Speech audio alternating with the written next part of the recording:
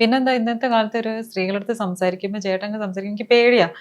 മറുപടിയൊക്കെ കൊടുക്കുക എന്തെങ്കിലും ഇപ്പൊ പറയാൻ അറിയാഞ്ഞിട്ടല്ല. പറഞ്ഞു കഴിഞ്ഞിരിക്കണം അവര് വകുപ്പ് വേറെ ആക്കിയിട്ട് എല്ലാരും ജയിലിൽ കിടത്താൻ അങ്ങനെയാണല്ലോ ഇപ്പൊ നടന്നുകൊണ്ടിരിക്കുന്നത്. അപ്പൊ ഞാൻ പറയും ചേട്ടൻ സംസാരിക്കണം എനിക്ക് പേടി. കാരണം ആളെവിടെയെങ്കിലും പോയി ലോക്കായി പോയി കഴിഞ്ഞാൽ ഞാൻ വേണം അതിന്റെ പിന്നാലെ ഓടാൻ. മനസ്സിലായില്ലേ?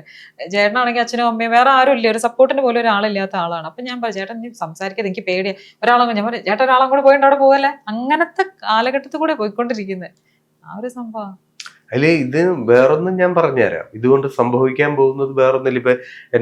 ഇപ്പം എന്റെ തലമുറ, എന്റെ കാലഘട്ടങ്ങളൊക്കെ കുറച്ച് നാളും കൂടെ ഉണ്ടാവുള്ളൂ. ഇത് അങ്ങോട്ട് കഴിഞ്ഞു കഴിയുമ്പോ എന്താണെന്നറിയോ, നിങ്ങളൊക്കെ ഈ ഇതിലേക്ക് പോകുന്ന അപ്പൊ ഇപ്പോഴത്തെ ചിന്താഗതി വരെ അന്ന് മാറും എന്ന് പറഞ്ഞിട്ട് കാര്യമില്ല.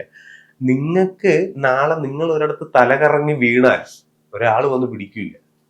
ഞാനൊരു കാഴ്ച എന്റെ കണ്ണിൽ കണ്ടതാ.